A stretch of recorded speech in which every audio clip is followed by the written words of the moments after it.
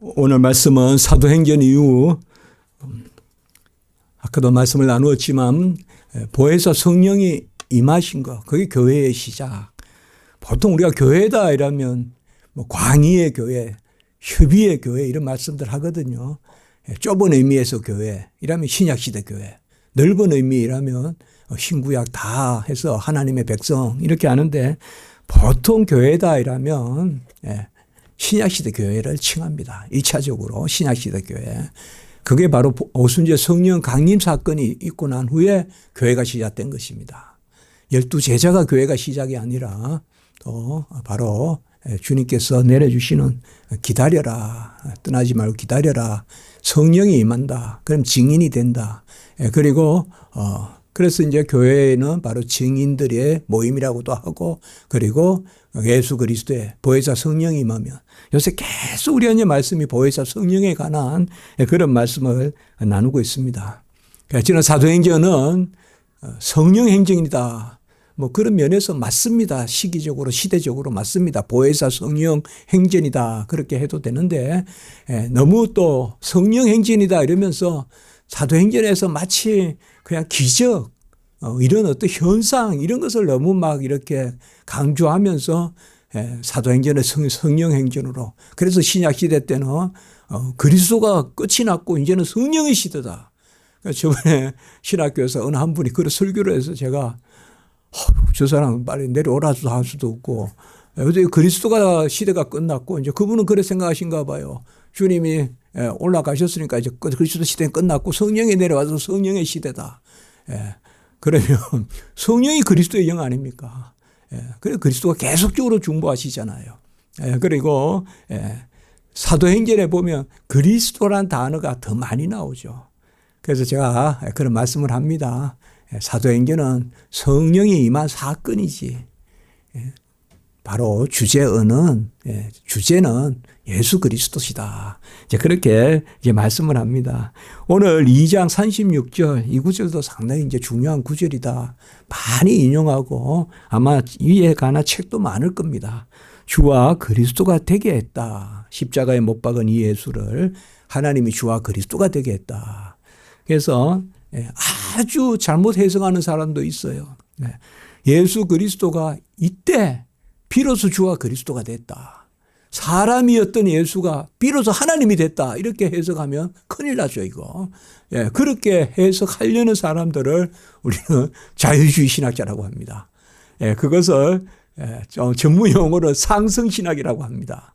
그래서 사람 예수가 존재하기 시작했고 사람 예수가 어느 때에 주와 그리스도가 됐다. 높아지셨다. 우리는 뭡니까? 성육신이죠. 하나님이 사람이 되신 거잖아요. 하나님이 사람이 되셨다. 이렇게 우리는 당연히 아멘 하는데 하나님이 어떻게 사람이 되냐. 철학자들은 다 그렇게 이야기한단 말이에요. 그런 일이 있을 수 없고 사람이 하나 있었는데 그 사람이 워낙 뛰어나서 주라고 여기고 그리스도라고 여겼어. 주라는 것은 바로 주인 삼는 것이고 그리스도라는 것은 바로 구약대로 말하면 왕 제사장 선지자가 기름 부음 받은 그리스도 기름 부음 받은 자가 바로 왕 선지자 제사장이니까 예수는 바로 그런 분이야. 이렇게 이제 해석하면 예수님은 사실 하나님이심을 부인하는 거죠. 그게 사실 전체 기독교에 제가 과하게 말씀드리는 것은 아닐 겁니다. 95% 이상 그렇게 믿고 있습니다. 지금 전 세계가. 그러니까 우리 보수신학이 귀한 것입니다. 보수신학이 거의 다 상승적으로 그렇게 이해하고 가르치는 자들도 조금만 잘못 생각하면 그렇게 가르친단 말이에요. 그래서 하나님이 되신 사람 이렇게 가르친단 말이에요. 하나님이 되신 사람 이렇게 하면 안 되죠. 그러면 한 위인이 있어가지고 아주 석가 같은 위인, 이렇게 접근하는 거죠. 공자 같은 이렇게 접근하는 거죠. 사람 하나가 아주 위대해서 신과 같이 됐다.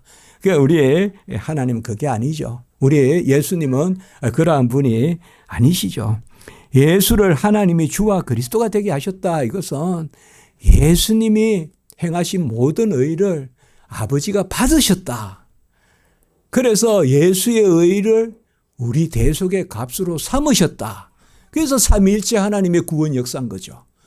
아들은 자기 자신을 값을 치르시고 죽기까지 복종하시고, 아버지는 그 아들의 값을 우리를 위한 값으로 여겨주시고, 성령은 그런 작용이 일어나게 해주시고, 이게 삼위일체 구원 역사죠. 삼위일체 구원 역사. 그래서 예수 그리스도가 다 이루신 것을 아버지가 인정해 주셨다. 그게 부활 사건이거든요. 그래서 부활이 어떤 의미냐 하면 예수님이 우리를 위하여 자신을 주신 것, 그게 죽기까지 자신을 주신 거잖아요. 죽기까지 주신 그 예수 그리스도의 의를 아버지가 우리 것으로, 제가 몇 차례 설교하지만 손양원 목사님 두 아들을 죽인 그 안재선을 입양하는, 그래서 손양원 목사님이 그 두 아들의 값이 입양한 안재선의 값이다. 그래서 미군 정청에서 막 죽이려고 하니까 사형, 그 당연히 사형이죠. 그 당시에. 그런데 그렇게 막 울면서, 그 참 귀한 이야기 아닙니까? 그게 하나님 아버지의 마음이죠. 그게 아들을 죽이기까지 한 아버지의 마음이죠.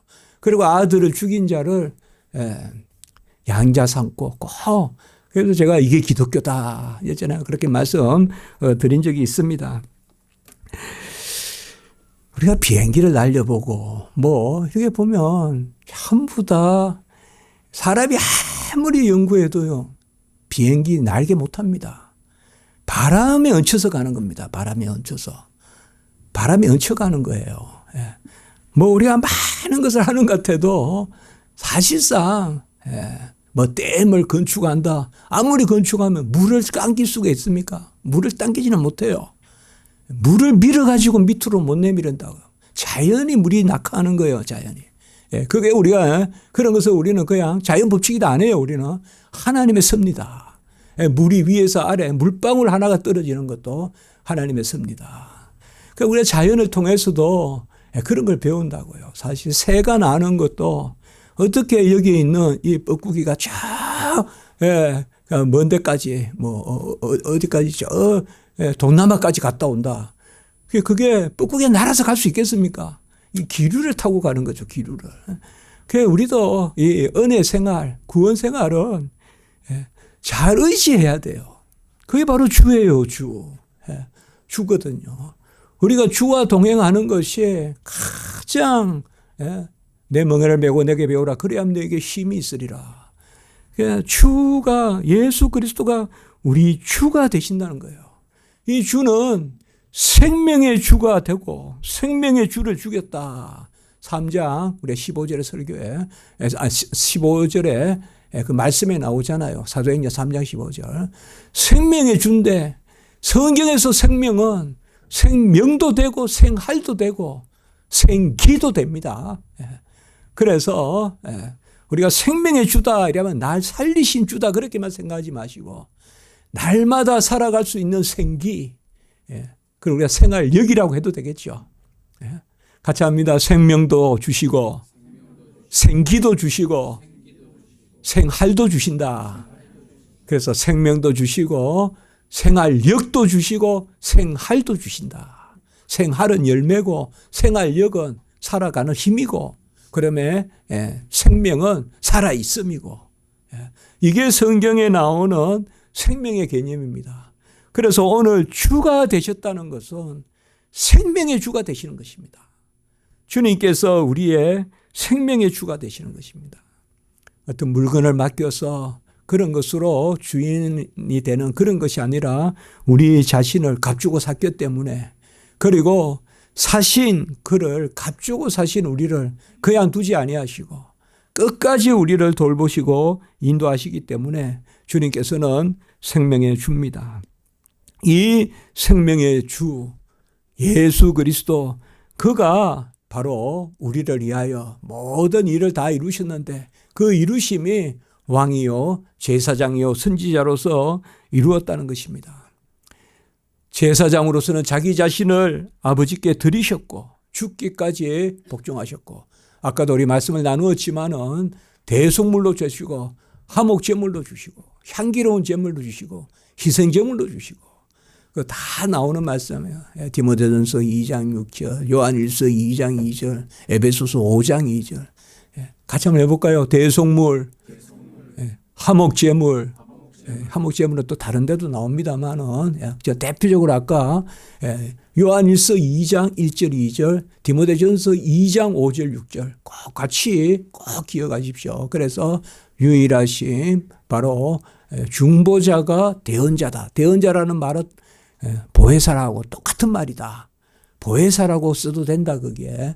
그리고 디모데전서에는 바로 이어서 그가 대속물이 된다 했고 거기는 요한일서 2장 2절은 화목제물이 된다 했다. 그리고 또 에베소 5장 2절 저도 많이 에베소 5장 2절 많이 하는데 기억하는데요. 자신을 향기로운 제물과 희생제물로 드리셨느니라. 예수님이 어찌하면 우리의 주가 되십니까? 성령이 임해야 됩니다. 그러니까 오늘 말씀이 오순절 성령이 임했을 때 베드로가 설교한 거예요. 베드로가 설교한 것이에요. 바로 하나님이 약속하신 것을 부어주셨다. 우리 그 2장 33절 말씀 한번 바로 위에 읽어볼까요? 2장 33절. 사도행전 2장 33절. 이게 바로 베드로가 딱 설교할 때 딱 이게 요점이거든요. 베드로의 설교에. 그러니까 신약시대 최초의 설교를 베드로가 하지 않습니까? 그 오늘이 바로 최초 설교거든요. 2장 33절 같이 한번 읽습니다. 시작. 하나님이 오른손으로 예수를 높이심에 그가 약속하신 성령을 아버지께 받아서 너희가 보고 듣는 이것을 부어 주셨느니라. 하나님이 오른손으로 예수님을 높이시네. 이게 바로 예수님이 죽고 부활하신 성천하신 거예요. 내가 떠나가는 것이 유익이다. 오늘도 우리가 곧 떠나가시고 그런 말씀 받았잖아요. 내가 떠나가는 것이 유익이다. 요한복음 16장 7절. 그것은 하나님이 오른손으로 예수를 높이심에 그 말씀이에요. 지금. 그가 약속하신 성령. 그가 약속하신 이 약속은 언제 했어요? 이게 우리 마가 다락방이에요. 마가 다락방. 그러니까 이제 베드로가 잘 듣고 있었던 거죠. 베드로가 예수님 말씀 꼭 그게 이제 약속하신 성령을 아버지께 받아서 이것이 결국 뭐요? 아버지의 이름으로 아들이 보내신다. 아들의 이름으로 아버지가 보내신다. 이것을 아들에게 나오신 영이라고 해도 되고 아버지에게 나오신 영이라고 해도 되고 우리가 14장 16절 26절 15장 26절 그 말씀했잖아요. 오늘 이 부분도 그가 약속하신 성령을 아버지께 받아서 이게 사실 성령이 아버지의 영이고 아들의 영이라는 것입니다. 아버지로부터 나오고 아들로부터 나온다는 이것도 근거 구절이 됩니다. 그가 너희가 보고 듣는 이것을 부어주셨느니라 이렇게 설교합니다. 이미 전에 말씀을 나눴지만 베드로는 성령이 임했을 때 전부 우왕좌왕하는데 딱 제자들이 일어섰는데 베드로가 설교를 하는데 시편 인용하고 제일 처음에 요엘서 인용하죠. 요엘서 인용하면서 말세의 영을 부어주며 자녀는 애언할 것이요 젊은이는 환상을 보고 늙은이는 꿈을 꾼다. 자, 우리 언성 자매에 잠깐 질문해서 이런 게 같이 나누었었는데 자녀는 애언하고 젊은이는 환상을 보고 늙은이는 꿈을 꾼다 이러면 성령이 임하면 자녀들은 애언만 하고 애언이라는 것은 뭔가 하면 지식이에요. 지식. 성경이에요. 성경 말씀. 그러니까 자녀들은 말씀을 잘 배우고 젊은이들은 환상을 본다. 이것은 뭔가 하면 젊은이들은 주의 뜻을 이루는 거예요. 환상이란 건 뭐예요? 환상이란 건 소명이에요. 소명. 환상이란 건 뭐 막연히 보는 게 아니에요. 내가 뭘 할 건가를 보는 거예요. 마게도냐 환상을 봤다는 건 뭐예요? 마게도냐 가서 일하라는 거예요. 그러니까 젊은이는 환상을 보고 늙은이는 꿈을 꾼다. 이것은 뭔가 하면 이제 소망 가운데 산다는 거예요.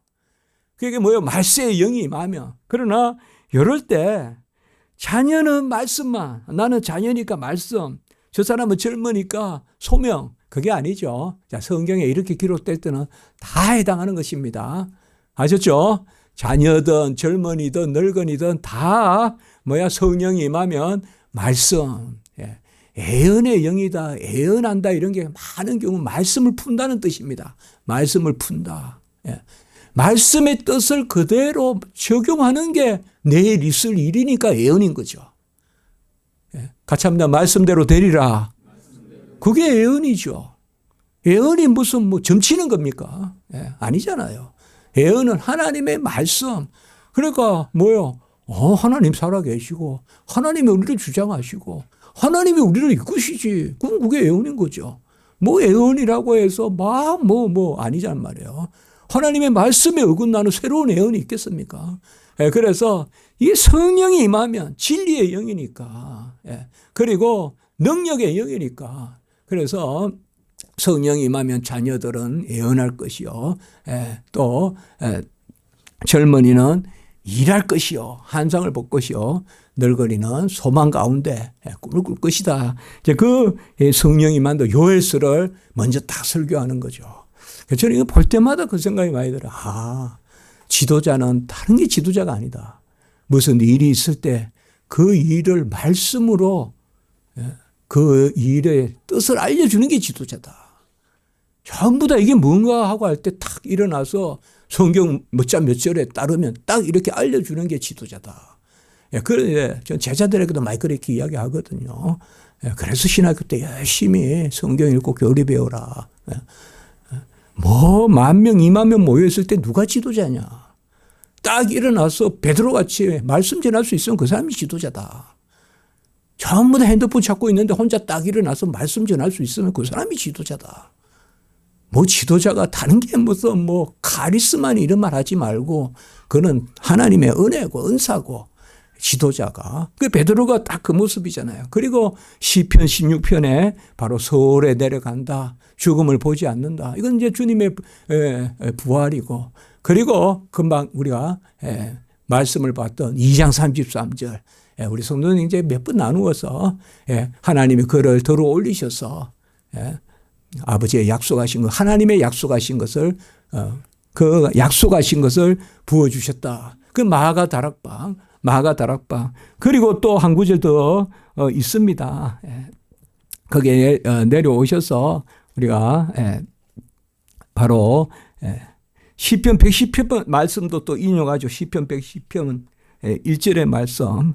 그러니까 그가 보호자 우편에 계셔서 그게 34절의 말씀해 보세요. 34절에 보면 주께서 내 주께 말씀하시기를 내 원수로 발등상에 하기까지 내 우편에 앉아 계시리라.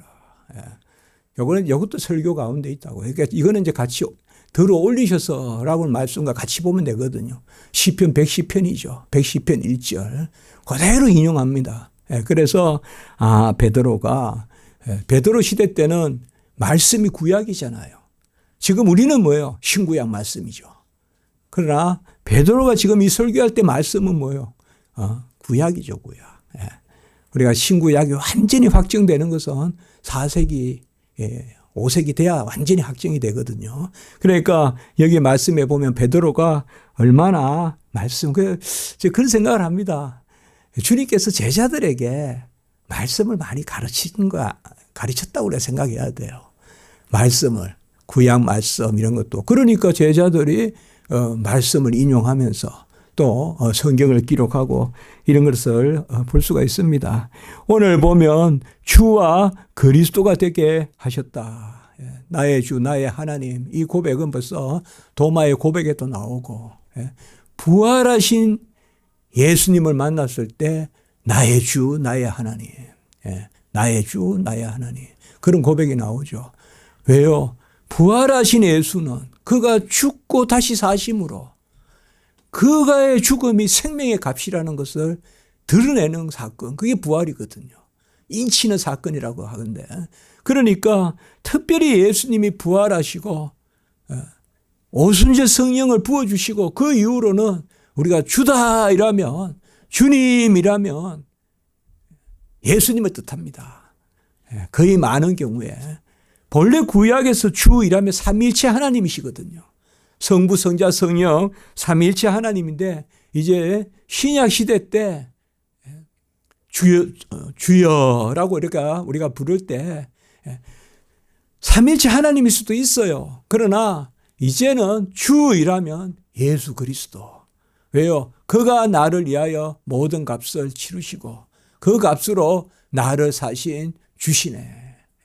값을 치르시고 내 자신을 사셨네. 그게 바로 우리가 물은다는 거잖아요. 물은다. 같이 할까요? 값을 치르시고 우리 자신을 사셨다. 그저 룻에게 보리 한 대박 더 준 게 아니라 룻 자신을 유대인으로 드리잖아요. 오늘 우리가 변화에 대해서 그런 또 설교를 했는데 오순절 성령이 임하면 변한다. 우리가 거듭나는 것도 변하고 구약은 가만히 보면 전부 변한 이야기잖아요. 다말도 변한 거고 기생 라합도 변한 거고 밧세바도 변한 거고 룻도 변한 거고 그 네 사람의 여자 이름 마리아라는 이름이 이제 들어가 있지만 구약의 그 네 사람 이름이 여자만 변한 게 아니라 하나님은 다 변하게 해서 사용하시죠.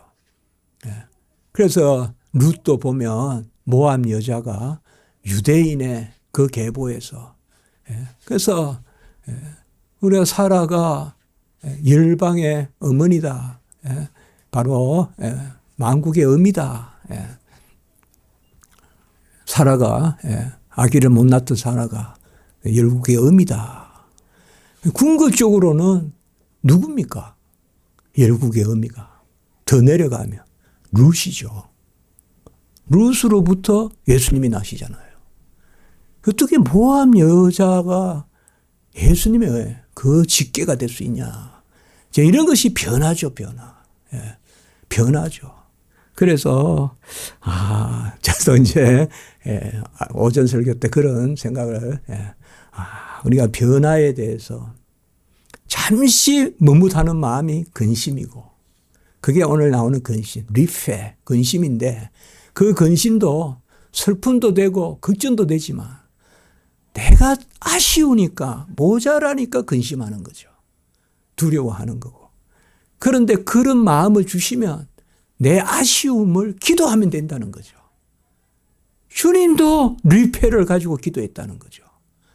주님도. 그래서 심히 근심했다. 오늘 주님께서 그러한 개념, 그런 말씀을 우리가 나누었습니다. 성령이 임하면 사실상 그 신약 시대에 우리가 12제자가 오늘 말씀에까지도 보면 주저주저하고 머뭇머뭇하고 자기들끼리 주님께서 잠시 곧 오신다라는 것이 뭐냐 하고 서로 문의했다. 오늘 말씀에 나왔잖아요. 그런데 이제 오순절 성령이 강림하면 그들이 완전히 바뀝니다. 이제 성령이 강림하면. 그래서 우리가 사도시대 때의 사도들을 섬길 것이 아니라 베드로를 섬길 게 아니라 우리는 예수 그리스도의 영이 임하면 바로 그 예수가 주와 그리스도다. 그리스도란 말은 두 가지 의미가 있습니다. 다 이루었다는 그리스도고 지금도 우리를 위하여 일하시는 왕이자 제사장이자 선지자시다. 선지자부터 해볼까요? 지금도 예수를 바라보면 예수가 모든 것을 우리에게 알게 하십니다. 주님이 지금도 길이요 진리요 생명입니다. 우리가 주의 이름으로 주님께 지식을 구해야 됩니다. 그리고 그 예수께서 지금도 우리의 제사장이죠.